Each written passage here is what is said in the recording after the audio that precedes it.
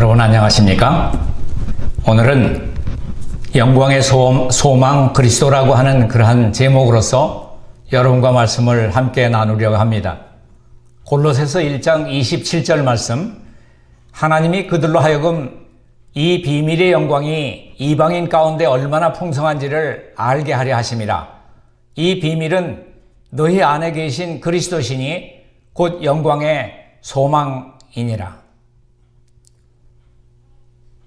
자, 성경에는 이 비밀이라고 하는 단어는 거룩한 단어로서 복음과 직결되어 있습니다.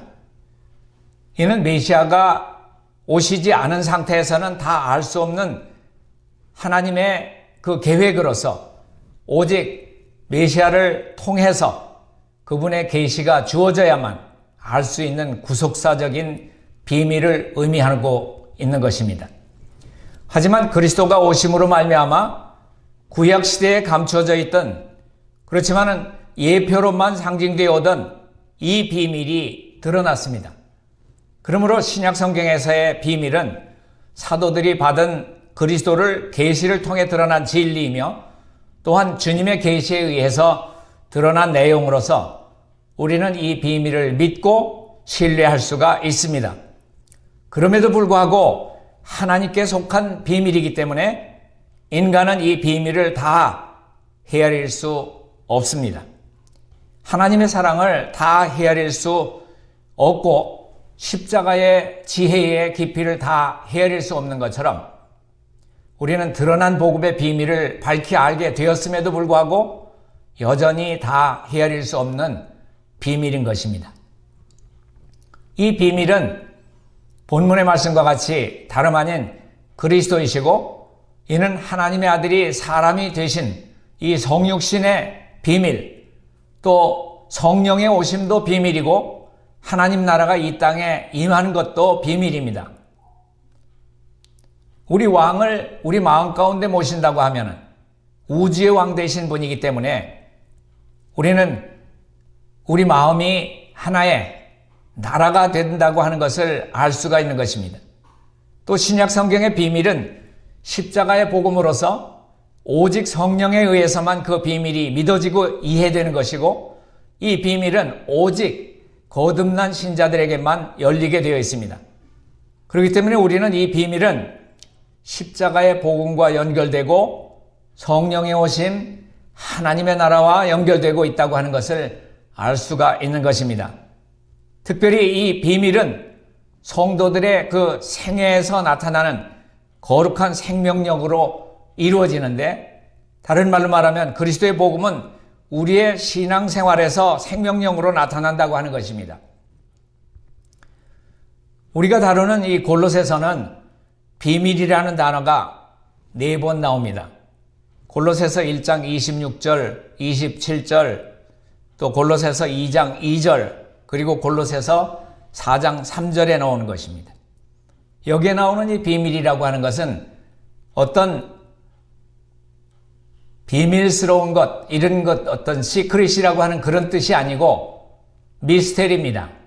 신기하고 신비에 속하고 놀랍고 이러한 것들을 비밀이라고 이렇게 번역을 했습니다. 어떤 것이 그렇게 비밀이 되는가?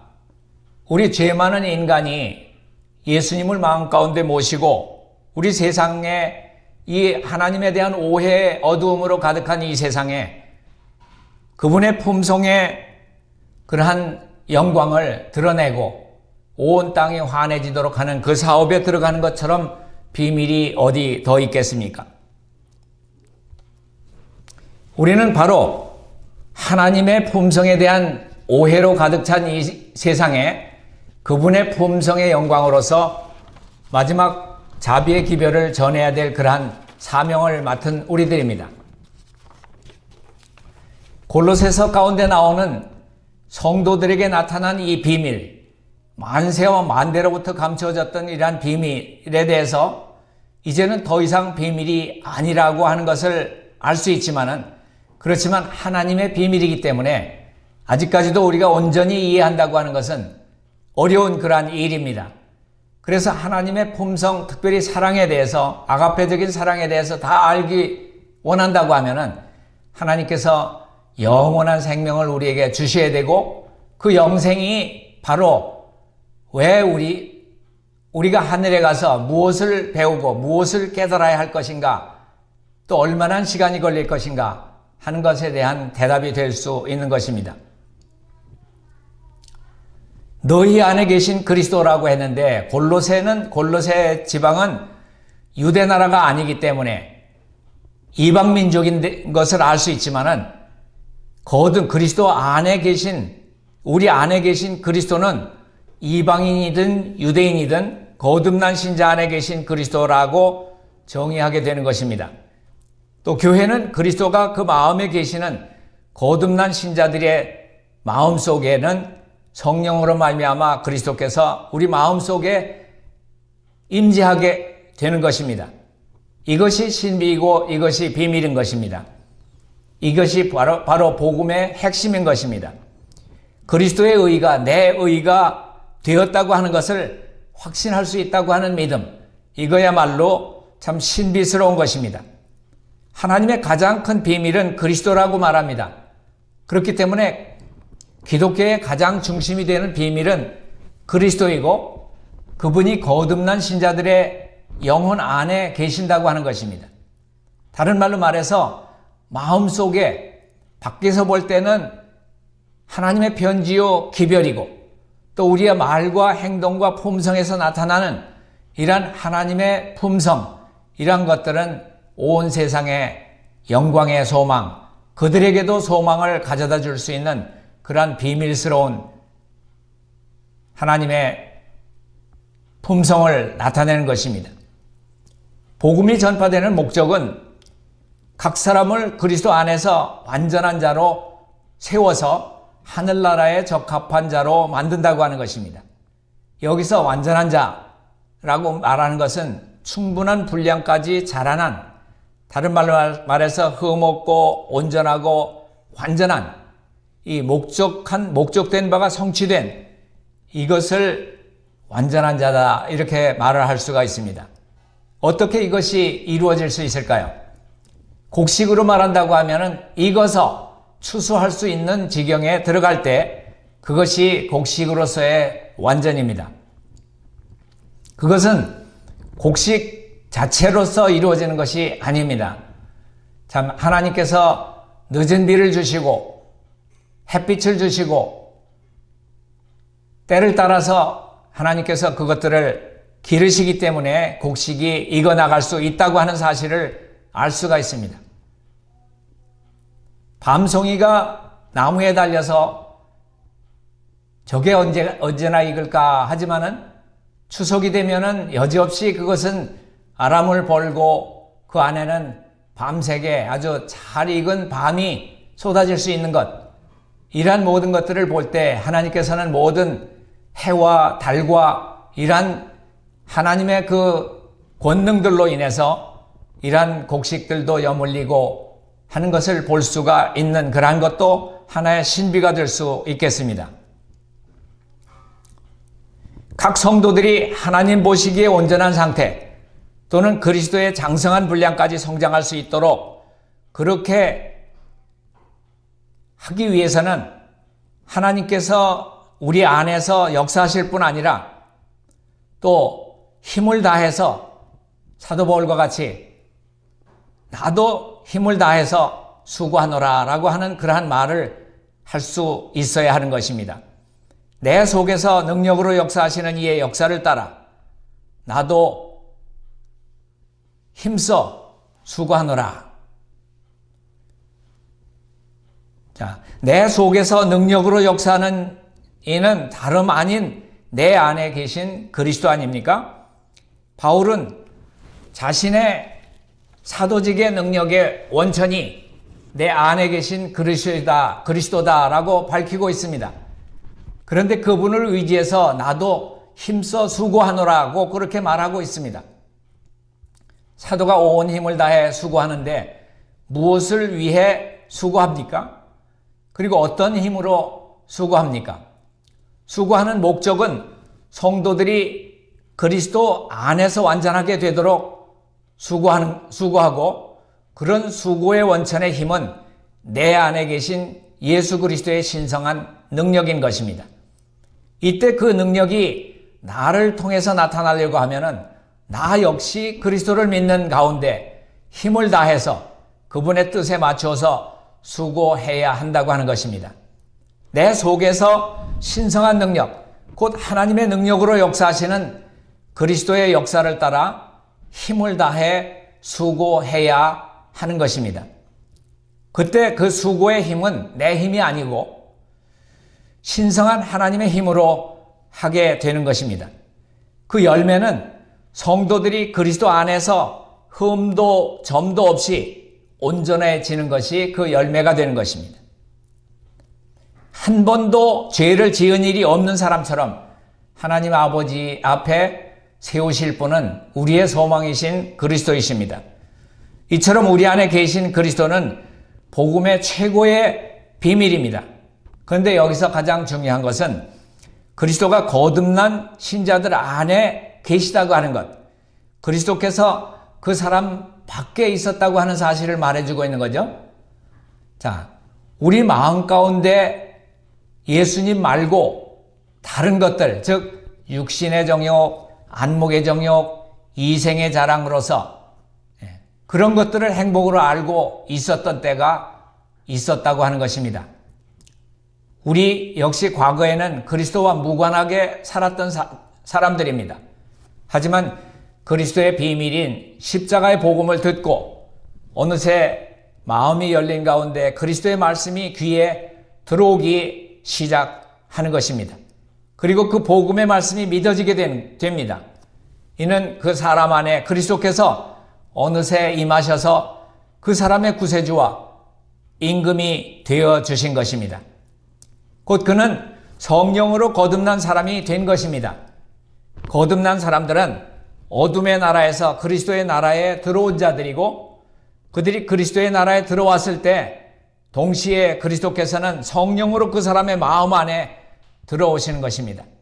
따라서 거듭난 순간부터 그 사람 안에서는 그리스도가 계신 것입니다.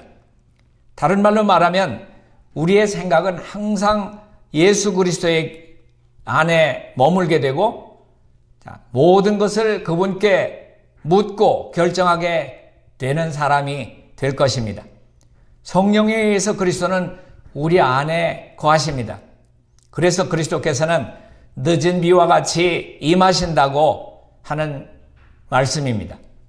그리고 그리스도를 자신의 마음 안에 모시고 있는 거듭난 신자들은 내 안에 계신 그리스도께 순종함으로써 계속 항상 그리스도를 닮아가도록 되어 있습니다.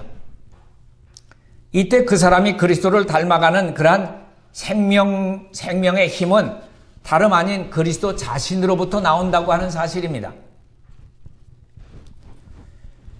빌립보 2장 13절에 나온 말씀을 보면 그분의 기뻐하시는 뜻대로 우리로 행하게 하신다고 하는 그러한 말씀이 나오고 있습니다. 그분이 나의 길이요 진리요 생명이신데 이 길이라고 하는 것은 하나님 아버지께로 가는 그러한 방법, 길이란 것들을 영어에서는 길이다라고 그렇게 표현하고 있습니다. 방법이라고 하는 그러한 뜻입니다. 그 상태는 성령으로 충만한 상태고 하나님의 뜻을 기꺼이 행하고 기쁨과 평강과 감사가 넘치는 그러한 생애가 될 것입니다. 인류의 역사 가운데 가장 중요한 사건은 예수님의 재림이고 또 그분의 오심, 성령을 통해서 우리 안에 들어오시는 그러한 사건, 이러한 사건이 없다고 하면은 실제로 예수님께서 공중에 재림하실 때라도 우리와 아무 상관이 없게 되는 것입니다. 그리스도는 기름 부음을 받은 자라고 하는 그러한 뜻입니다. 하나의 신분입니다. 그리스도는 선지자요, 제사장이요, 왕의 역할을 다 가지고 계신 분입니다. 그리고 순차적으로 그러한 모든 직책을 맡아서 일을 하셨습니다. 이 땅에 오셨을 때는 그 선지자, 모세가 말하던 그 선지자요. 그리고 하늘에 오르신 지금은 하늘의 대제사장으로서 우리를 위해서 중보하고 계시고, 중보 사업이 마치면은 왕으로서 이 땅에 왕복을 갈아입고 이 땅으로 오실 것입니다. 물론 그리스도는 그 신분에 있어서 완전한 하나님이시고 또 완전하신 사람이십니다. 그리고 그분은 예수라고 하는 이름을 지니고 있었습니다.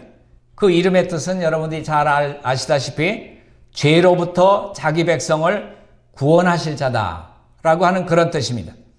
우리는 그리스도께서 내 안에 들어오시면은 그분을 체험적으로 알게 되는 것입니다. 그 이유는 그리스도의 역할 때문입니다. 만일 내 죄가 그리스도의 대제사장 직분에 의해서 사해지는 것을 확신할 때 나는 하나님 앞에 담대하게 설 수 있는 것입니다. 자, 예수 그리스도께서는 지성소에 계시고 하나님 보좌의 우편에 계시다고 말하고 있습니다. 히브리 4장 16절 말씀을 보면은 은혜의 보좌 앞에 담대하게 나오라고 말씀하고 있습니다. 그런데 이런 그리스도가 내 안에 계시기 때문에 대제사장을 찾으러 다닐 필요가 없습니다. 이는 그분이 내 안에 계시기 때문입니다. 이처럼 우리 신자들이 가장 분명하게 체험적으로 아는 것은 그리스도께서 내 안에 계시고 역사하는 사실 때문입니다. 물론 이것은 비밀이기 때문에 논리적인 설명이 가능하지 않습니다. 그리스도께서 내 안에 계시기 때문에 우리는 항상 죄와 사단을 이길 수가 있습니다. 특히 죄는 내 속에서 일어나는데 내 속에는 그리스도가 함께 계실 때, 그리스도를 의지할 때 내 속의 죄는 힘을 잃고 패배하게 되는 것입니다. 그렇다면 우리가 내 속에 있는 죄를 이길 수 있는 유일한 비결은 내 안에 계신 그리스도를 믿고 의지하고 또 그분의 능력을 덧입는 것일 것입니다. 이것을 성경은 생명의 성령의 법이라고 말을 하고 있습니다. 이러한 내면의 역사는 불신자들이 결코 알 수 없는 그러한 신비이고 비밀인 것입니다. 이는 그리스도께서는 이미 십자가상에서 죄와 마귀를 대항해서 영원토록 승리하셨기 때문입니다. 우리는 내 안에 그리스도가 계시기 때문에 그분을 찾으러 땅끝까지 가거나 저 바다속까지 내려가 볼 필요가 없습니다. 그분은 우리 안에 임재하실 수 있는 분이기 때문에 우리는 주님께서 임재하시도록 우리 자신을 내어드리기만 하면 되는 것입니다. 그 이유는 어떤 상황 가운데서도 그리스도는 성령으로 인해서 우리 안에 계실 것이기 때문입니다. 문제는 오직 내 안에 계신 그리스도가 내가 체험하고 인격적인 교제를 가지려고 하면은 믿음이 필요한 것입니다. 이 비밀은 믿음이 없이는 체험되지 않기 때문입니다. 따라서 아무리 많은 지식과 학식이 있어도 믿음이 없이는 내 안에 계신 그리스도의 실체를 체험할 수가 없습니다. 우리 주 예수 그리스도를 절대적으로 확신하고자 한다면 내 안에 성령으로 와 계신 그리스도를 체험해야 하고 이는 믿음으로만 가능한 것입니다.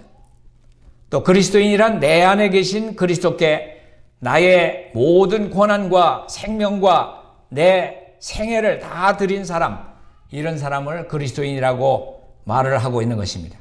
따라서 그리스도가 나타나는 사람 또는 그리스도의 인도함을 받는 사람을 그리스도인이라고 부르는 것입니다. 그리스도인은 왕이신 그리스도께 충성을 맹세한 사람들입니다. 그리스도는 또한 내 안에서 선지자로 계시고 모든 하나님의 계시를 가르치시기를 원하십니다. 누구든지 모든 성경에서 성령을 통해서 그리스도를 만나고자 할 때 내 안에 계시는 그리스도께서 친히 성령을 통해서 우리를 가르치실 것입니다. 성령은 예수 그리스도의 대리자이시기 때문입니다. 또한 그리스도 예수님은 내 안에서 대제사장, 큰 변호사가 되십니다. 우리의 어떤 죄라도 당장 그분의 속죄의 효력으로 사해 주시고 나아가서는 성령을 부어주신 것입니다. 따라서 당장 내 안에는 평강과 감사와 기쁨이 넘치게 되는 아름다운 삶을 살게 됩니다. 그렇습니다. 내 안에 계신 그리스도는 나의 구세주요 나의 하나님이십니다. 이를 믿으시기 바랍니다. 그리스도께서 내 안에 사신다는 이 비밀을 아는 자들이 그리스도인들인 것입니다. 그리고 그러한 신령한 능력을 누리다가 보면은 어느새 내 안에 계신 그리스도를 온전히 닮게 되고 잘 익은 곡식이 되게 되는 것입니다. 더욱이 내가 그리스도를 위해서 죽고 그리스도가 살게 할 때 나의 생애를 통해서 나의 말을 통해서 나의 눈빛을 통해서 나의 손과 발을 통해서 그리스도의 모습이 나타나게 될 것입니다. 이를 성경은 경건이라고 표현하고 있습니다. 예수님 닮았다. 그런 표현입니다. 신비 중에 신비 아닙니까? 내 안에 계신 그리스도께 경배하고 무릎을 꿇으시기 바랍니다. 그분은 우리의 왕이시기 때문입니다. 내 안에 계신 대제사장께 우리의 죄를 구하고 죄를 사해달라고 기도하시기 바랍니다. 그분은 우리의 크신 변호사입니다. 지금은 우리가 심판대에 나가서 죄의 도말을 받아야 할 그러한 때에 살고 있는 것입니다. 그분은 부활의 몸을 입고 우리를 위해서 중보하시는 영원한 대제사장이시지만은 또한 우리 마음속에 얼마든지 자신의 영원한 속죄제물로서 우리의 죄를 사하시고 용서해 주시기를 기다리고 계신 분입니다. 우리는 지금 하늘에서 진행되고 있는 엄숙한 조사 심판에 대해 살고 있습니다. 증언의 말씀은 심판에서 우리 죄를 도말받기 위해서 어떻게 해야 될 것을 성경과 증언의 말씀을 통해서 한번 알아보겠습니다. 성경 우리 로마서 3장 3절과 4절 가운데 보면은 어떻게 우리가 조사 심판에 나아갈 것인가 하는 그러한 하나의 힌트가 기록되어 있습니다. 읽어보겠습니다. 로마서 3장 3절로 4절. 어떤 자들이 믿지 아니하였으면 어찌하리요? 그 믿지 아니함이 하나님의 미쁘심을 패하겠느뇨? 그럴 수 없느니라. 사람은 다 거짓되되 오직 하나님은 참되시다 할지어다. 기록된 바 주께서 주의 말씀에 의롭다 하심을 얻으시고 판단 받으실 때에 이기려 하심이라 함과 같으니라. 자, 로마서 3장 4절을 읽을 때에 기록된 바라고 하는 그 말씀은 구약 성경 어딘가에 이 말씀이 기록되어 있다고 하는 거죠. 자, 이 말씀은 시편 51편 가운데서 찾아볼 수가 있습니다. 이 판단하실 때라고 하는 말을 사도 바울은 판단 받으실 때라고 말을 하고 있습니다. 주님께서 우리를 판단하시겠다고 심판대에 서신 게 아니라 우리의 변호사로서 속죄제물로서 우리 곁에서 우리를 변호하시고 그분이 의로우신 것을 판단받기를 원하신다고 하는 사실입니다. 같은 로마서 3장 25절로 26절 가운데 보면은 이 예수를 하나님이 그의 피로 인하여 믿음으로 말미암는 화목제물로 세우셨으니 이는 하나님께서 길이 참으시는 중에 과거에 지은 죄를 사면하심으로 자기의 의로우심을 나타내려 하심이니 곧 이때에 자기의 의로우심을 나타내사 자기도 의로우시고 또한 예수 믿는 자를 의롭다 하려 하심이니라. 또 요한복음 3장 33절에 보면은 그의 증거를 받는 이는 하나님을 참되시다 하여 인쳤느니라. 우리가 인침받고 죄의 도말을 받고 심판에서 이기는 그러한 비결을 성경은 이렇게 간략하게 말을 하고 있습니다. 물론 하나님의 마음은 우리의 죄를 이미 도말하신 그러한 마음입니다. 이사야 43장 25절에 보면은 나 곧 나는 나를 위해서 내 허물을 도말하는 자니 우리의 죄를 도말하는 자라고 했습니다. 내 죄를 기억지 아니하리라. 기억하지 못하겠다가 아니라 기억하지 아니하리라. 그렇게 말을 하고 있습니다. 그런데 이렇게 로마서 3장 3절과 4절에 나오는 그 공식을 잘 적용했던 그러한 사람이 성경 가운데 기록이 되고 있습니다. 누가복음 23장 39절부터 43절에 나오는 말씀을 보면은 십자가의 우편 강도와 또 좌편에도 강도가 있었습니다. 중간에는 예수님께서 십자가에 달려서 고통 중에 계실 때에 이 우편에 있는 강도가 좌편에 있는 강도에게 한 말이 기록이 되고 있습니다.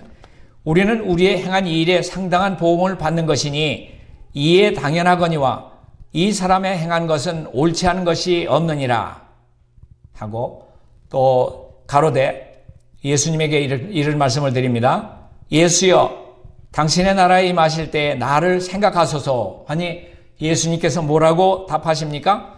내가 진실로 내게 이르노니 네가 나와 함께 낙원에 있으리라.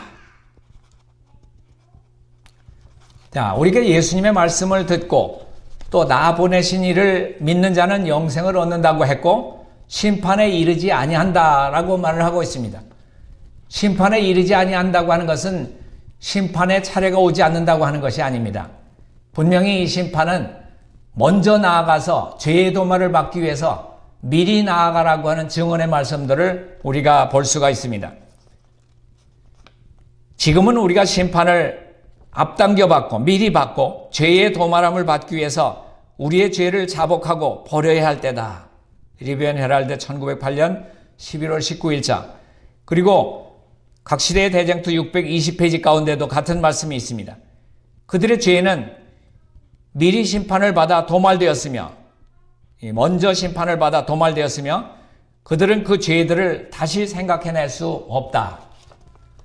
야곱이 그 환난을 받게 될 때 야복강가에서 그가 미리 죄에 대한 도말을 회개하고 하나님께 아뢰지 않았었다고 하면은 거기에서 크게 실망했을 것입니다. 그러나 그는 자기의 잘못을 다 고백하고 하나님 앞에 다 기도드렸기 때문에 더 이상 회개해야 할 그러한 죄가 남아있지 않았습니다. 마찬가지로 우리는 죄인입니다. 그렇기 때문에 주님께서는 우리를 대신해서 속죄의 그러한 희생을 하셨습니다. 그렇기 때문에 주님은 참되시고 주님은 의로우십니다. 라고 우리가 말해야 된다고 하는 것입니다. 사람은 다 거짓되되 오직 하나님은 참되시다 할지어다. 이 할지어다라고 하는 말은 그렇게 말하도록 해라 라고 하는 그러한 힌트를 주는 것입니다. 자, 우리가 이 영광의 소망, 그리스도라고 하는 것은 너무나 분명한 것입니다. 우리의 품성의 실체에 대한 그러한 분이 하나님의 속성을 그대로 드러내신 예수 그리스도이십니다. 그분의 영광스러운 성품을 닮아가기를 원한다고 하면은 우리의 마음이 그리스도 안에 항상 머물러 있어야 된다고 하는 것입니다. 지금 우리는 성령 안에서 그리스도와 연합된 상태에서 영적으로 하나님의 나라를 누리고 있지만은 장래 그리스도의 재림 때에는 실제적으로 육체적으로 공간적으로도 하나님의 완전한 나라를 이 땅에서 누리게 될 것입니다. 그날을 기다리시며 영광의 소망, 나의 소망 되신 예수 그리스도와 함께 매 순간 교제하시면서 사시기를 바라면서 여기서 말씀을 줄이도록 하겠습니다.